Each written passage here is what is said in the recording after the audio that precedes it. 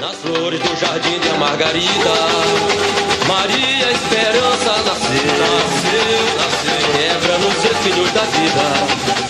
Menina Maria cresceu. Nasci no dia 10 de fevereiro de 1910, um dia de carnaval.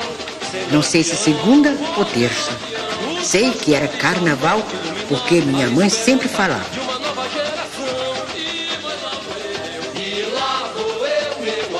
Meu pai era descendente de negra africana, vinda como escrava de Cabinda, na África. Era guarda-fios dos telégrafos, profissão que não existe mais, encarregado de zelar pela comunicação telegráfica. Era uma tarefa difícil, mas ele fazia com prazer. Ele era também um homem muito alegre, muito tranquilo, diferente de minha mãe, que era agitada. Minha mãe era uma mulher analfabeta. Era bonita, alegre e voluntariosa, com uma força de vontade que eu herdei, felizmente. E era profundamente vaidosa e narcisista. E tinha pesar porque as filhas não eram bonitas. Que menina feia, cabelo, olho, tudo da cor da pele. Nós achávamos que aquilo era tolice. Maria Aragão sonhou que era pão, cada estrela do céu, e nunca mais faltou constelação pra aquele que estende o chapéu. Não, não, Maria Aragão sonhou que era pão, cada estrela do céu, e nunca mais faltou constelação pra aquele que estende o chapéu. Todos desfilavam na favela, cantando o poema que exaltou a liberdade de ferro e de flor que Gregório Bezerra plantou. A liberdade de ferro e de flor que Gregório Bezerra... Minha mãe não era muito boa administradora das finanças. Quando recebia dinheiro, gastava quanto era para gastar. Comia-se muito bem, mas de repente o dinheiro acabava e o telégrafo não pagava. Havia dias em que a gente não tinha realmente o que comer. Nada, nada, nada. Então, minha mãe fazia um mingau de farinha seca. Aquilo era horrível. Ralo e sem açúcar. Não me lembro do açúcar, mas sei que não tinha leite. E aquilo tinha de ser tomado. Tínhamos de beber. Ela vem de uma família pobre do Vale do Pindaré para se estabelecer aqui em São Luís para estudar. Existe uma pessoa muito importante na vida de Maria, que se chama Rosa Camargo, que é a mãe dela. A mãe disse: meus filhos, a fome só vai desaparecer desta casa se vocês estudarem. E assim foi feito. Todas se formaram. Na hora do lanche, como nunca tinha nada para levar, eu não merendava. Mal tínhamos o que comer. Alguns dias não tínhamos nem almoço, quanto mais lanche. Por isso, na hora do recreio, enquanto os outros alunos iam correr e merendar lá fora, eu ficava na sala de aula, subia no banco. Era magra, mirrada, pouco desenvolvida, mas subia no banco e ficava estudando geografia no mapa da parede. Foi no Liceu Maranhense que eu estudei. Em geral, as meninas todas iam fazer exame para o normal, para ser professora. Nesse período, eu queria estudar medicina, mas a discriminação com as mulheres era tão grande. Só as moças, as mulheres, iam para o curso normal.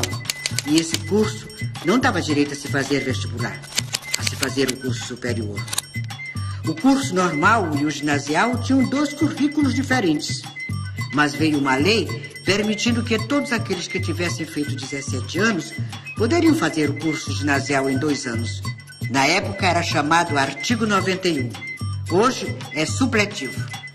Terminei o curso, fiz os 2 anos e peguei meu certificado.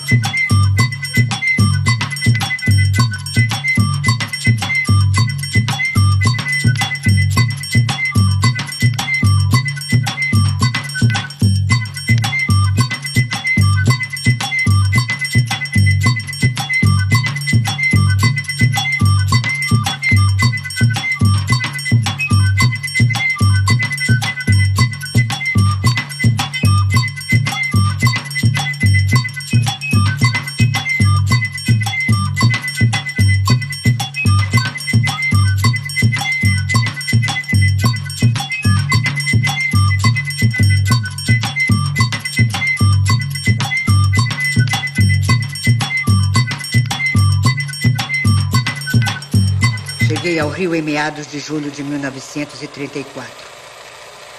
O Dr. Carlos Macieira havia indicado um médico para minha mãe, mas ela não demorou a morrer. Eu fiquei meio louca. Queria voltar para o Maranhão.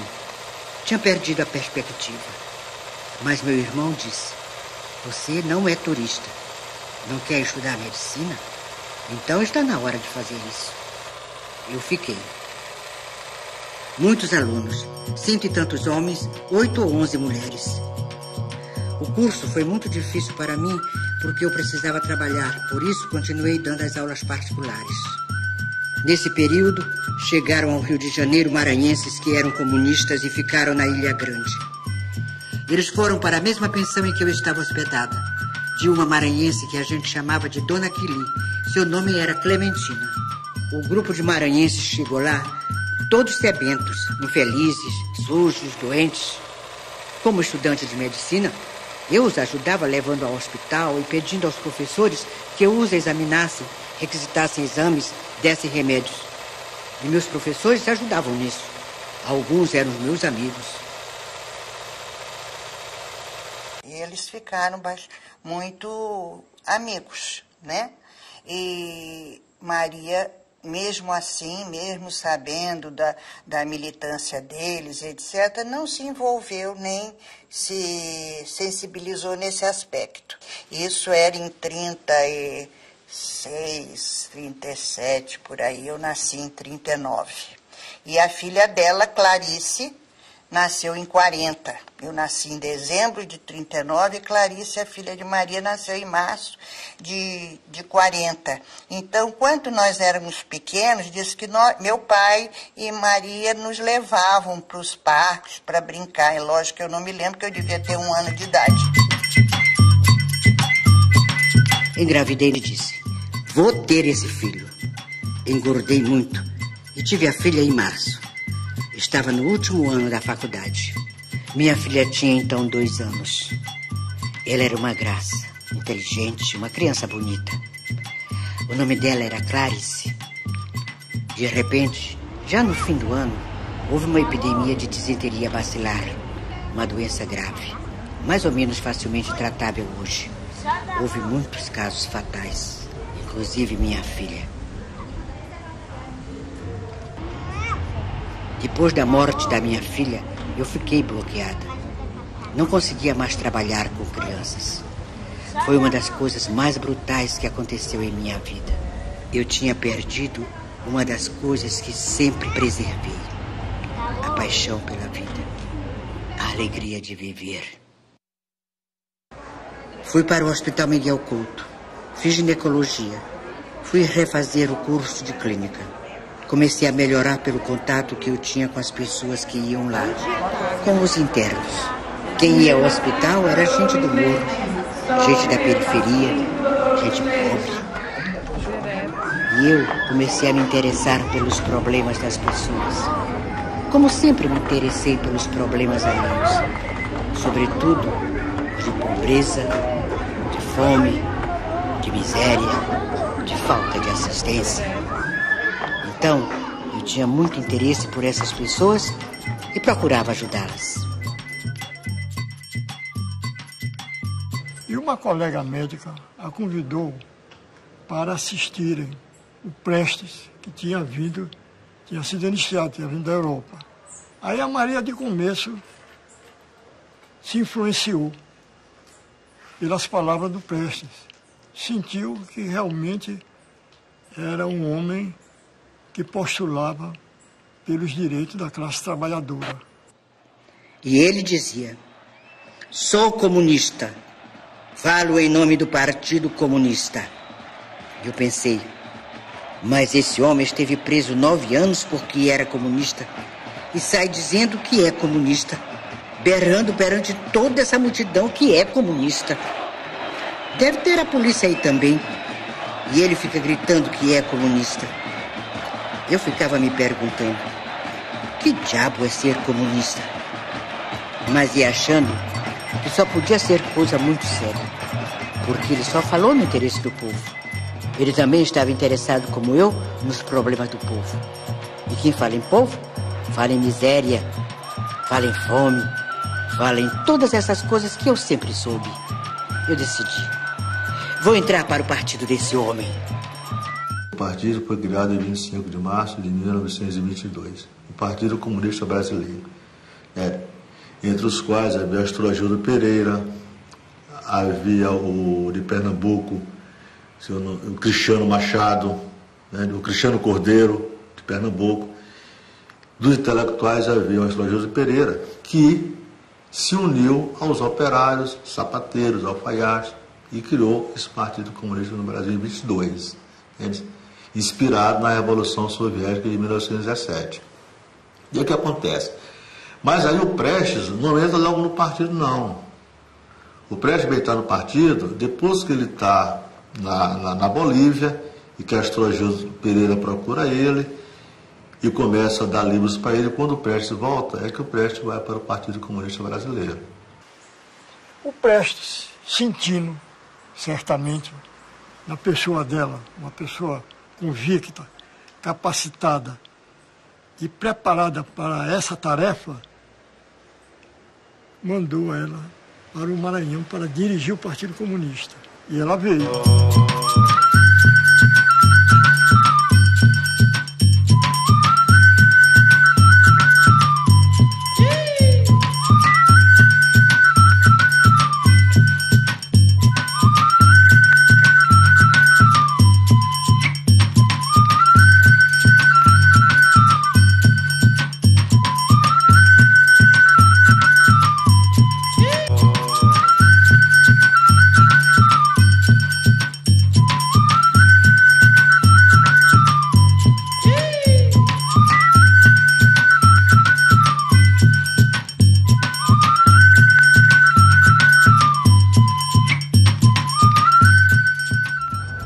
Uma das principais tarefas que realizamos após nossa volta ao Maranhão foi a criação da Tribuna do Povo. Claro que com a mesma dificuldade de sempre, pouca gente para trabalhar.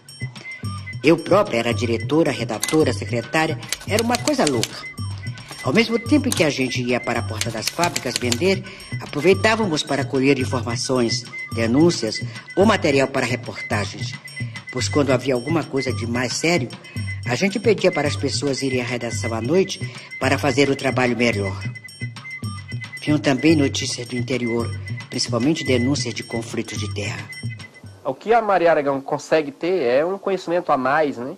E talvez ela, conhecendo a dificuldade do campo e do Maranhão e da pressão das oligarquias do meio rural, ela percebe que tem uma outra oportunidade de vida. E ela também teve uma oportunidade, conseguiu chegar à faculdade, a fazer medicina, e aí sentia essa questão. Conheceu o Partido Comunista, né?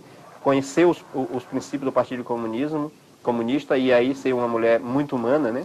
Ser humanista também, ela deixa esse legado para os camponeses, porque percebe que os camponeses, eles fazem uma luta espontânea, mas se ele sabe se no começo da luta é por um direito, se ele sabe ou não, a função dos comunistas, aí não está fora Maria Aragão, foi realmente de afirmar para eles, essa luta de vocês é uma luta por direito.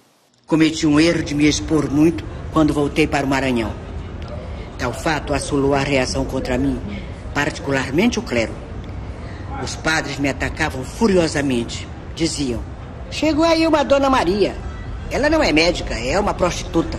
E ela realmente se engajou nesse processo, foi para o interior do Estado, que o Partido Comunista, na época, compreendeu que aquela teoria marxista da revolução do operariado, tudo, era mais do que isso, porque a gente tinha estados no Brasil que era totalmente de campesinato, né? Tinha uma atuação muito mais forte no campesinato. Maria foi para o campo, né? Sofreu muitas adversidades, foi chamada de prostituta, de besta-fera, né? Dizem que chegou até a ser apedrejada, né? No Codó. E ela resistiu a tudo isso com dignidade. Acho que nesse sentido ela passou a compreender melhor a realidade do Maranhão. Sempre fui uma pessoa livre, muito dona de minha vida, e não me seduzia a ideia de casar. de ter esse tipo de relacionamento que não tivera até então. Mas casar para mim era uma maneira de desmentir os padres. Ter um relacionamento sem casar não é ser prostituta, mas eles diziam que eu era. Nesse período eu iniciava a minha vida sexual também e foi muito importante ouvir de Maria dizer, olha, você deve primeiro pensar em você, né? O prazer primeiro tem que ser seu. Né? Esse tipo de questão a Maria já colocava nessa primeira consulta que eu tive com ela. A outra questão que ela colocava era da preocupação com a preservação. Né? Ela dizia, olha, você tem que se cuidar. E ela dava muitas dicas de como era esse cuidado, da parte da higiene pessoal, da parte do cuidado na própria relação. Então, meu primeiro contato com ela foi isso, uma pessoa muito preocupada com a minha condição de ser mulher e no meu exercício de iniciante na vida sexual.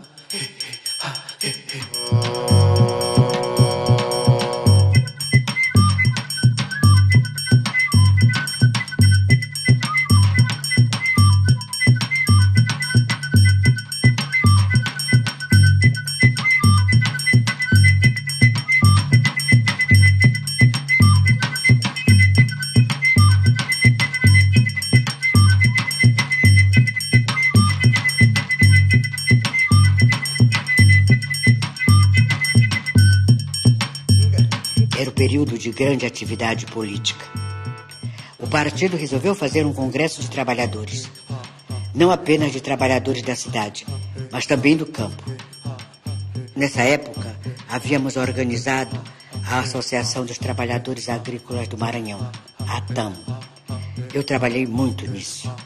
Então, com certeza, a luta da Maria Aragão tem uma luta muito forte e uma vinculação muito forte com a luta dos camponeses, dos trabalhadores rurais da região.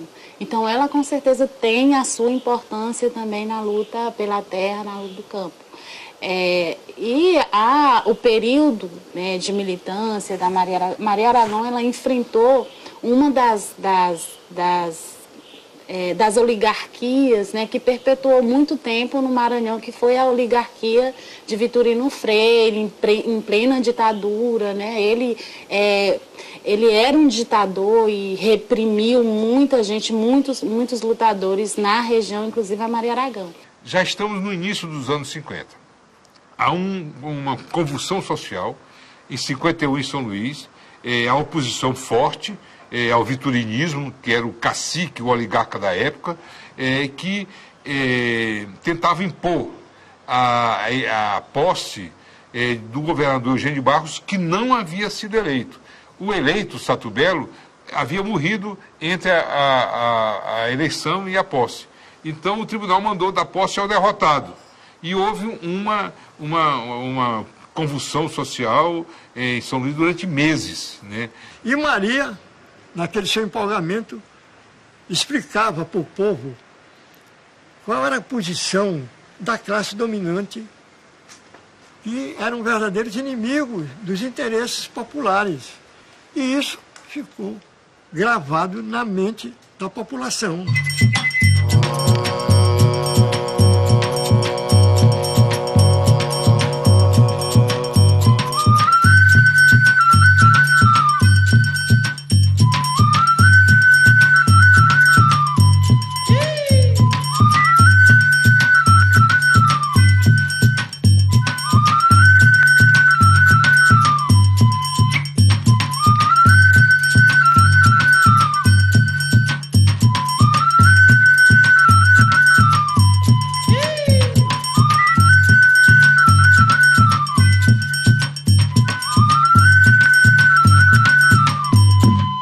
Eu estava enfrentando alguns problemas no partido aqui no Maranhão. Andava meio desiludida, sentindo que eu não era um fator de unidade. Tinha havido uns choques com alguns companheiros, coisas desagradáveis mesmo. Então, apesar de dizerem que eu era sectária e autossuficiente, fui surpreendida com a indicação para uma viagem à União Soviética. Fui, portanto, à União Soviética e lá fiquei 1 ano e 3 meses. Foi a experiência mais interessante que passei, pela oportunidade que tive de ver como era o socialismo na prática. Eu me encontrei com tudo: a educação gratuita, a saúde gratuita, Vi preço de passagem paga em frações e rublo, em copeques.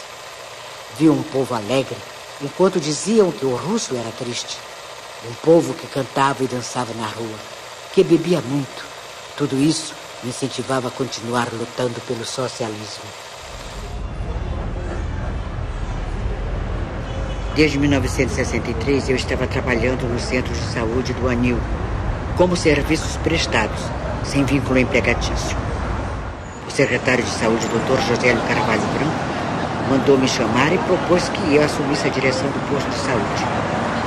Pedi 24 horas para pensar, dizendo que eu nunca tinha dirigido órgão nenhum, a não ser o Partido Comunista. Eles me olharam espantados. Fui ao posto de saúde conversar com o pessoal. Disse-lhes que só aceitaria o convite de comum acordo com todos, se aceitasse o meu modo de trabalhar. Fui logo avisando. Não sou flor que se cheire, mas eu gosto de trabalho de forma consciente e gosto que as pessoas que trabalhem comigo também reajam desse jeito. Foi um trabalho revolucionário. Primeiro, investiu na equipe multidisciplinar. Segundo, compreendia que devia fazer palestras nas casas das pessoas da comunidade, nos bairros adjacentes.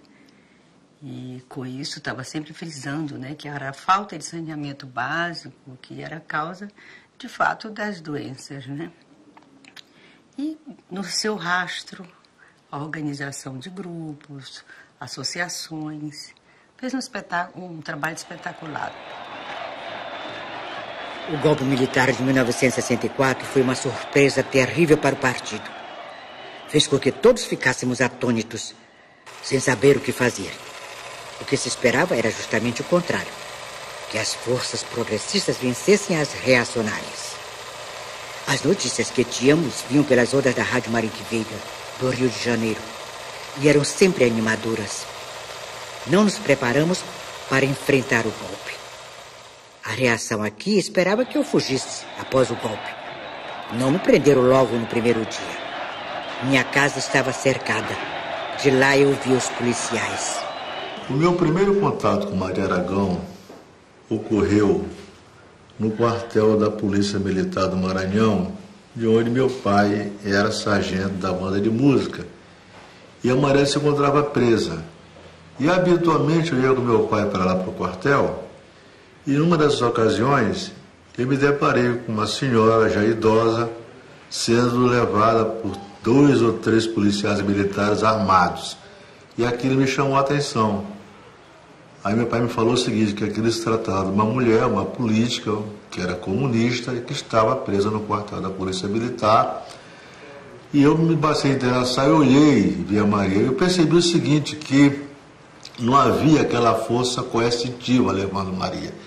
Eu percebi que os policiais estavam assim um pouco descontraídos, e depois eu vi saber que a Maria, no convívio mesmo na prisão, ela conversava de vez em quando com os policiais, até recomendar medicamento, falava sobre higiene, falava sobre as mulheres dele, enfim. A Maria, ela criou no próprio quartel da Polícia Militar um ambiente que, embora presa, mas ela passou a ser igualmente, como na rua, respeitada lá dentro do quartel. A resistência à ditadura do Maranhão, ela foi sufocada logo nos anos 60, com a desarticulação do PCdoB, a morte, o desaparecimento de um grande militante do PCdoB, o Augusto Nascimento.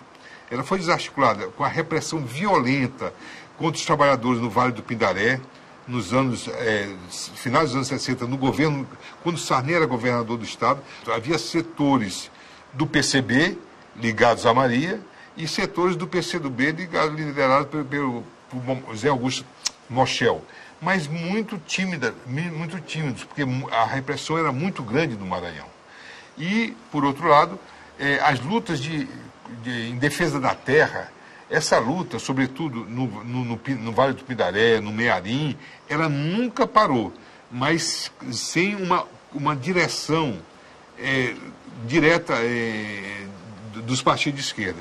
O PCdoB tinha sido organizado aqui um pouco antes do golpe, por Eliane Moschel.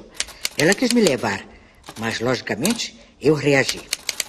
Depois da campanha eleitoral de 1965, em que agíamos à sombra, minha atividade se limitava a vender jornais. Eu era representante da Voz Operária e a Voz da Unidade. Fazia isso abertamente, e era devido a essa atividade que fomos recomeçando a vida partidária. O trabalho veio se desenvolvendo paulatinamente, mas não voltamos aos 2.000 membros que tínhamos antes do golpe, nem ao mesmo trabalho que fazíamos no interior. Mas a partir daí, passamos a trabalhar mais nos sindicatos. Neiva Cassado, né? Seus seguidores apoiaram o Sarney para governador em 65 contra os candidatos contra o candidato do Newton Belo, viturinista, e o PCB da Maria apoiou a candidatura do Renato Acher, que, embora fosse ligado ao Vitorino, ele tinha se destacado como uma liderança democrata nos anos 50, nos anos de Juscelino Kubitschek, e nacionalista, e patriota. Até 1970, eu sobrevivia com meu consultório. Não tinha emprego fixo. E isso dava muita preocupação para alguns colegas que viviam dizendo para eu ir atrás de um emprego no governo. No dia 23 de dezembro de 1970, Hamilton e Serrão entraram na minha casa e disseram: "Nós te trouxemos um presente. Estás nomeada médica."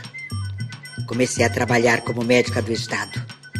Primeiro fui trabalhar no posto do João Paulo, depois do Anil. Eu fazia clínica. Fiquei trabalhando dessa forma até 1973, quando fui presa pela última vez.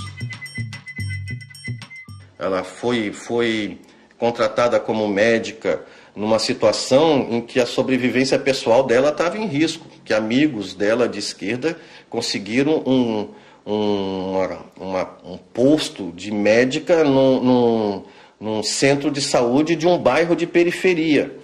E ela trabalhava todos os dias, trabalhava nesse centro de saúde, que era no bairro do Anil, fazia um trabalho dentro da instituição e fazia um trabalho no bairro pobre, que era circunvizinho a este posto. E ela mantinha uma clínica, um consultório na sua casa, que era um consultório que cobrava das mulheres trabalhadoras, das mulheres pobres, uma quantia simbólica. E ela tinha uma empatia com a sua clientela, que ela já conhecia as pessoas, e as pessoas ficavam amigas dela, e ela aconselhava, ela atendia mulheres violentadas pelos maridos, ela tinha uma postura feminista, ela aconselhava que as mulheres fossem autônomas enquanto pessoas, até para manterem o casamento, que elas tivessem profissão, que elas estudassem, que elas não fossem dependentes dos seus maridos, que ela via nessa relação de dependência a base para o machismo, para a violência.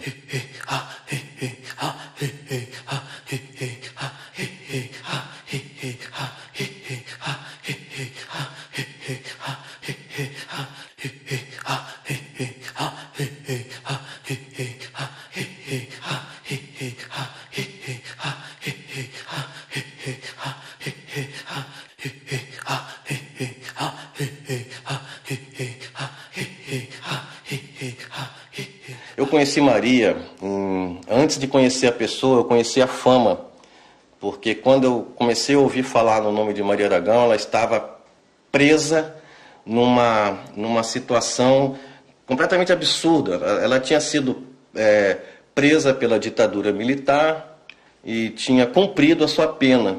Depois de libertada, houve uma releitura do seu processo e ela foi condenada a uma pena adicional. Então ela é capturada novamente e é levada para Fortaleza, e nesse período, que foi um pouco menos de um ano, ela é torturada já com 70 e poucos anos. Né?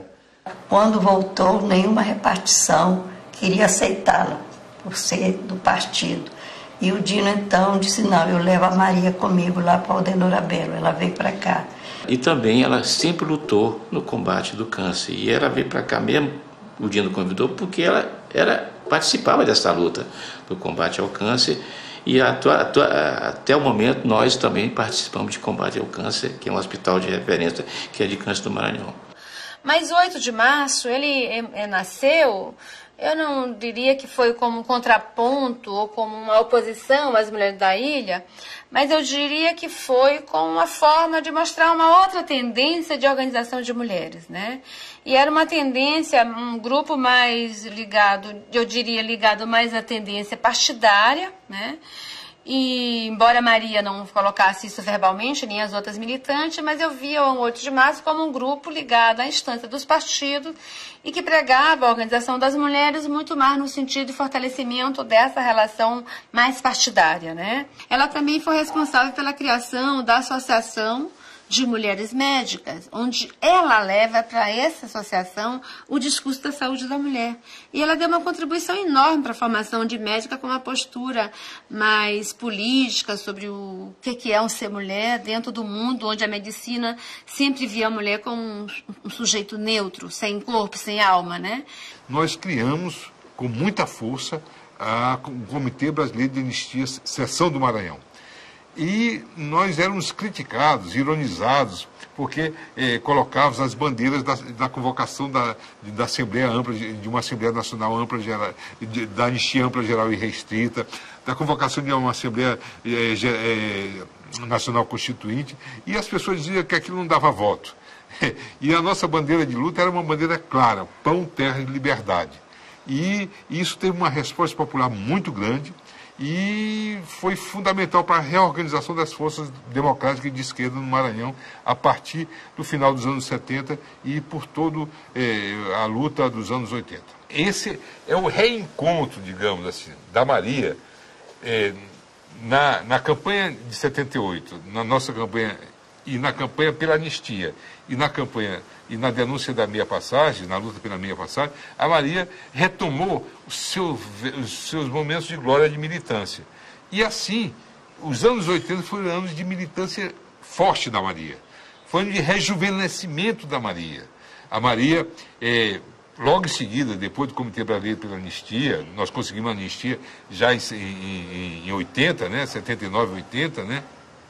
A Maria, ela inicia conosco também um outro grande movimento na história do Maranhão, que foi a denúncia da implantação da Alcoa, da usina de alumínio em São Luís. Dessa oposição para valer saem os quadros que eram do PCdoB, saem os quadros que eram do então PCB, que se transforma no PPS, saem os prestistas, saem o PDT, era uma grande frente que elege um deputado em 1978, ainda no período da ditadura, e não era bem o final, porque o final da ditadura está em torno de 84, 85 até 88, e é uma grande vitória eleitoral. O deputado de esquerda, lançado pelo MDB, que foi o Haroldo Saboia, é o mais votado da legenda do partido.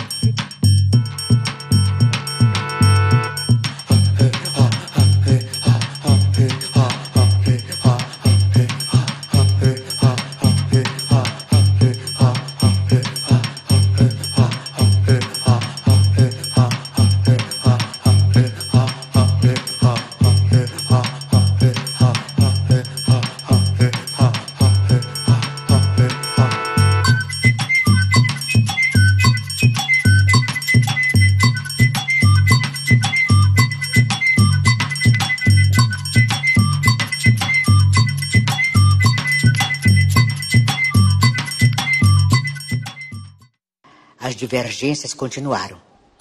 Prestes divergindo do restante da direção central por meio de documentos que eram lançados, mas ele era sempre voto vencido. Começaram a sair na imprensa críticas ofensivas a Prestes. A essa altura, eu sabia que não havia mais clima para continuar no partido. Eu estava discutindo com um grupo de jovens que queria romper, mas continuar trabalhando politicamente. Prestes já havia publicado a carta aos comunistas que discutíamos juntos. A partir daí, o recrutamento era feito diretamente para a dissidência prestista. O grupo aumentou um pouco, mas depois se esfacelou. No Nordeste, outros grupos romperam com o PCB e ficaram com Prestes. Foi organizada uma coordenação. Não era um partido. Constituída por militares do Maranhão, Ceará, Paraíba e Bahia. Nos reuníamos regularmente. Líamos e estudávamos os documentos e material teórico. que eram discutidos politicamente. Maria foi à comemoração, tomou umas caipirinhas, ficou muito contente, porque foi uma vitória importante mesmo, que foi o momento em que o movimento estudantil rompe com a tutela da reitoria e passa a eleger seus diretórios de forma livre e autônoma. Então essa foi uma das conquistas que o Grupo de Maria teve uma participação decisiva. Querido camarada Gregório, ninguém te derrotou, nem os longos anos de prisão, nem as torturas, nem as humilhações que te quiseram impor, arrastando-te pelas ruas da tua querida Recife, nem a morte, porque estás vivo entre nós e não te dizemos adeus. Nada conseguiu te tirar do caminho do socialismo. Entendeste o que é o socialismo? Porque é o regime humano, onde não há exploração do homem pelo homem. Quer dizer, a CUT, que a Maria trabalhou muito nesse sentido, na perspectiva do que a CUT preconizou naquela época, né, do novo sindicalismo. Né? E isso a Maria apoiou profundamente. Quer dizer, ela participou, inclusive, de todos os movimentos de criação, de articulação e criação da CUT nacional e da CUT local. Na CUT local, inclusive, ela era assim, um membro dos mais fortes no início, presente, chamando as pessoas, articulando as pessoas, articulando as forças políticas, mobilizando e, particularmente, fazendo finanças para a CUT. Quer dizer, no momento em que a organização tinha realmente muitas dificuldades no processo organizativo, inclusive para mandar pessoal para participar dos eventos, das articulações nacionais, né? Porque essa perspectiva de articulação nacional sempre foi muito forte. E a Maria fazia muito isso. Ela segurava muito isso. As pessoas também estranham que eu tenha me filiado ao PDT, que eu tenha votado em Brizola, quando existia um candidato como Lula, um operário, um metalúrgico. Quero dizer que não sou anti-Lula. Tenho admiração pelo Lula. Mas na eleição para a presidência, era Lula contra Brizola. Fiquei com este porque apresentava experiência positiva. Além disso, Brizola mostrou que é um homem corajoso. Defende a democracia. Como aconteceu no Rio Grande do Sul, no episódio da renúncia do Jânio. Havia o perigo de um golpe. Ele foi ameaçado de ter o palácio bombardeado, mas ficou lá dentro. Pegou o microfone e convocou o povo para a resistência. Com isso, ele garantiu a posse de Jango. Não apoiei o Brizola só porque o Prestes o fez. Com todo o respeito, toda a admiração que tinha pelo Prestes e que ainda tenho, eu não teria ficado com Brizola se não tivesse essas qualidades. A presença de Maria era como um poder simbólico que existia na época, que nos alimentavam de esperança e nos davam coragem para continuar. E assim ela foi multiplicando as suas ideias, a sua forma de ver o mundo, e como a forma de ver o mundo dela era um mundo igualitário, era um mundo socialista, onde não havia nem oprimidos e nem opressores, claro que isso cativava as pessoas de bem. Maria se aproximou muito dos artistas, que sabia que além dos objetivos da missão socialista, vamos dizer assim, existia um coração muito grande para ser conquistado do povo, que não se conquista o povo somente por discurso, mas por as atitudes. Em 88, a gente já inserido no contexto, que tudo isso passa por um processo de conquista, passa por um processo de chegada, de como chegar, para que a gente ganhe também o respeito e a credibilidade necessária para a gente propor alguma coisa. Então, propusemos a escola que estava totalmente decadente para que desenvolvesse um enredo em cima da história de Maria Aragão. Isso porque já conhecíamos essa história. Isso porque sabíamos que a cidade a respeitava. Até a direita respeitava a Maria Aragão pela sua luta permanente e incessante, que não deu trela nenhuma vez para os poderosos. E a turma da favela topou.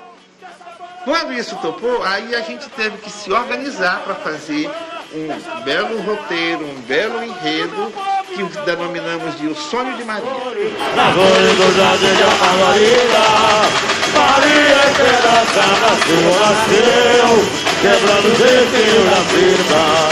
Menina Maria, que noite escura, e o Natal ser lampião, ser lampião, um pastor da noite, iluminava a esperança, e uma projeção, e lá vou eu, meu amor. Palpitando nos corações de quem dá o que qualquer povo querer, como a livre também sonha. O golpe decisivo foi a morte do Prestes.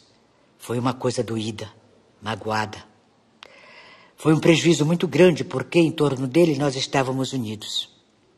As dificuldades nós íamos discutir com ele e tudo se resolvia. Não sei se certo ou errado, mas na hora era uma homenagem a Prestes entrar no PDT. Mesmo porque eu não tinha espaço para trabalhar no PT. Então, para meu espanto, era a doutora Maria Aragão, que estava na UTI, que eu nem sabia naquele tempo. Foi uma coisa assim muito rápida a doença dela. E eu fiquei muito chocado, não sabia se fazia meu trabalho ou se chorava. Mas o certo é que eu consegui fazer o procedimento, ela nem percebeu que eu estava ali. Essa nova oração é uma canção de vida, pelo sangue da ferida no chão, que não cicatrizará, nem tampouco deixará de abrir a rosa em nosso coração. E diga sim a quem nos quer abraçar, mas se for pra enganar, diga não.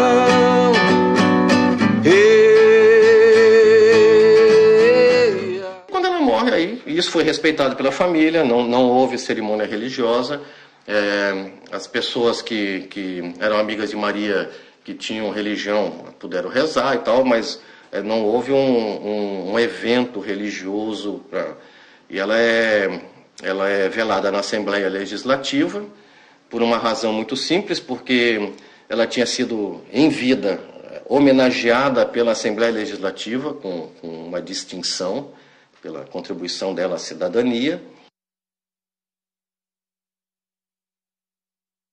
Depois que Maria faleceu, um grupo de amigos, né, que certamente comungava do seu ideal, que comungava das suas ideias, sentiu necessidade de dar continuidade à sua luta. Né? E foi assim que no dia 9 de fevereiro de 2001 foi criado o Instituto Maria Aragão.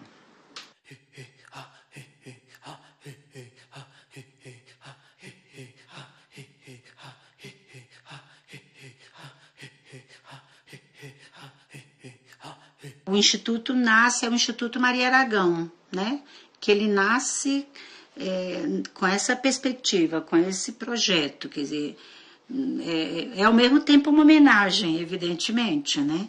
Mas é mais que uma homenagem, é projetar as ideias da Maria, né? Para novas gerações, né? Na sociedade, no Maranhão, e para o Brasil, porque nós consideramos aquilo ali uma experiência muito importante. Bem, aqui nós temos as fotografias Maria Aragão, quando ela estava pela CUT, que teve o cargo de tesoureira em 1991.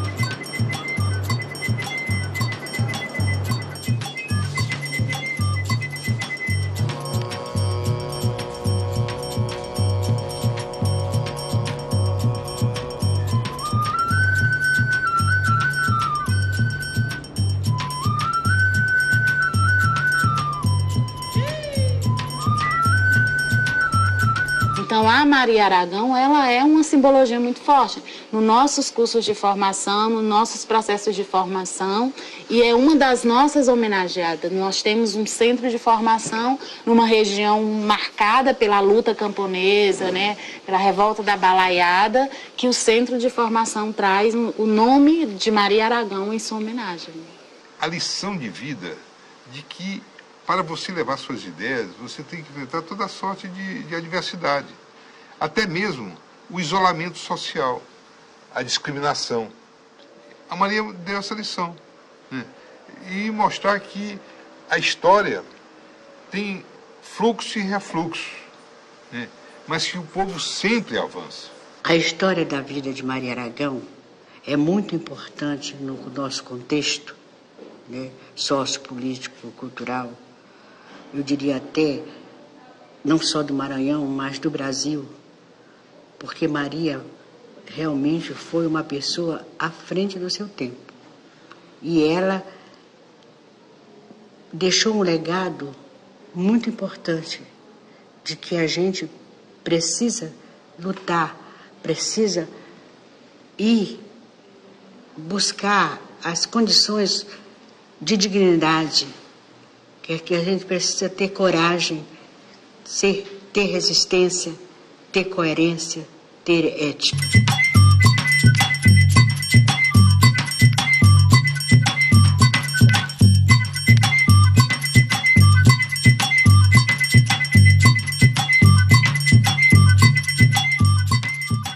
O ideal socialista continuará a germinar no coração do homem enquanto houver injustiça, desigualdade, discriminação, miséria, fome, doença, que justifique a luta por uma sociedade libertária e fraterna. Sonho que acompanha a humanidade desde os seus primórdios e que continuará conosco até o instante final de nossa civilização.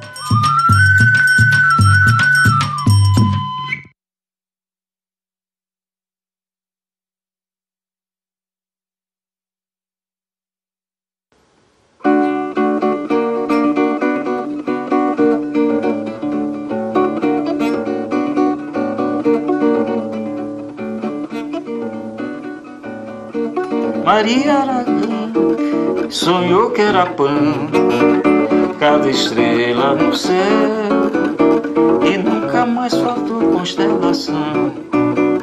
Pra aquele que estende o chapéu, nanã, Maria Aragão sonhou que era pão, cada estrela no céu, e nunca mais faltou constelação.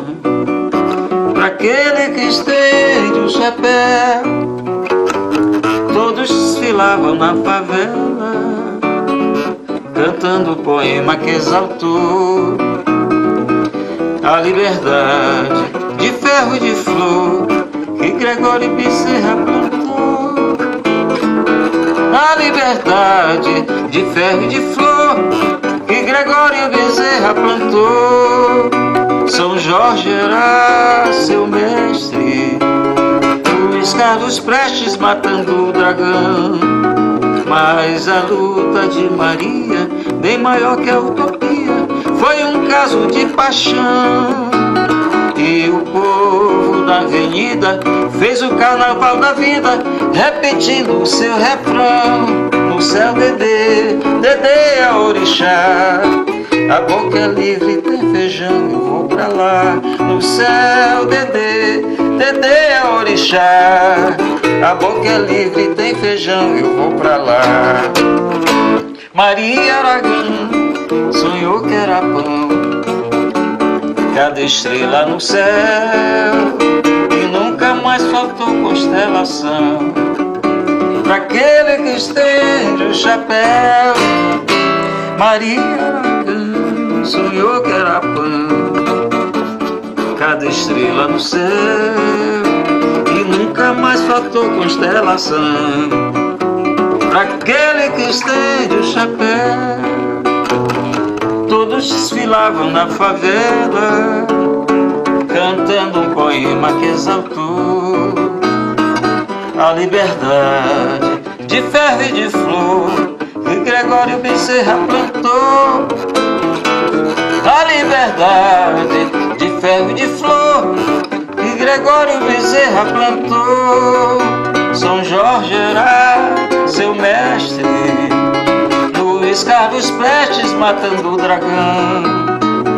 Mas a luta de Maria, bem maior que a utopia, foi um casco de paixão. E o povo na avenida fez o carnaval da vida, repetindo esse refrão. No sol, Dedê, Dedê é orixá, a boca é livre, tem feijão, eu vou pra lá. Maria Aragão sonhou que era pão, cada estrela no céu, e nunca mais faltou constelação pra aquele que estende o chapéu. Maria